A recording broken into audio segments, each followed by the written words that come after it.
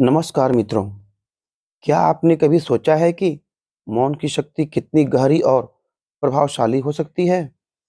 हम अक्सर सोचते हैं कि हर स्थिति में हमें कुछ न कुछ बोलना ज़रूरी है, लेकिन सच यह है कि कई बार चुप रहना ही सबसे बड़ा उत्तर होता है। हमारा जीवन कई उतार-चढ़ावों से भरा होता है।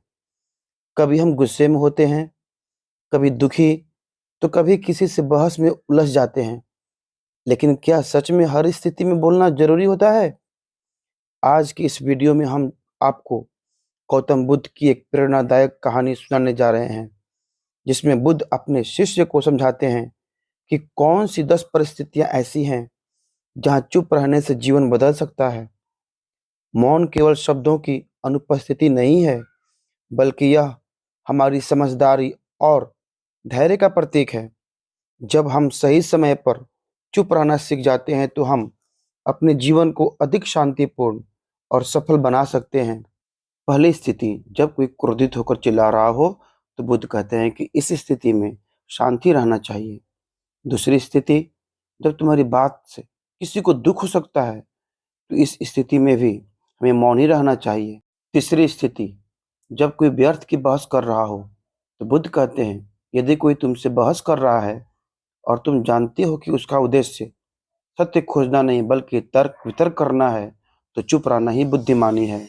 चौथी स्थिति, जब कोई तुम्हें उकसा रहा हो, तो बुद्ध कहते हैं, यदि कोई तुम्हें अपमानित कर रहा हो और तुम चुपचाप रह जाओ, तो कुछ समय बाद वह व्यक्ति भी थक जाएगा। यह मौन की शक्ति है। पांचवी स्थिति, जब तुम्हें पूरी सच्चाई न पता हो, तो बुद्ध कहते हैं, यदि तुम्हें किसी विषय की पूरी जानकारी नहीं है, तो उस पर कुछ कहने से पहले चुप रहना ही अच्छा है। छठी स्थिति, जब सामने वाला अपनी गलती नहीं मान रहा हो, तो बुद्ध कहते हैं, अगर व्यक्ति अपनी गलती मानने को तैयार नहीं है, तो बार बार समझाने से कोई लाभ नहीं। मौन रहो और समय को उसका उत्तर देने दो। सातवीं स्थिति, जब कोई तुम्हारी आलोचना कर रहा हो लेकिन तुम सही हो, तो बुद्ध कहते हैं, लोगों का काम आलोचना करना है।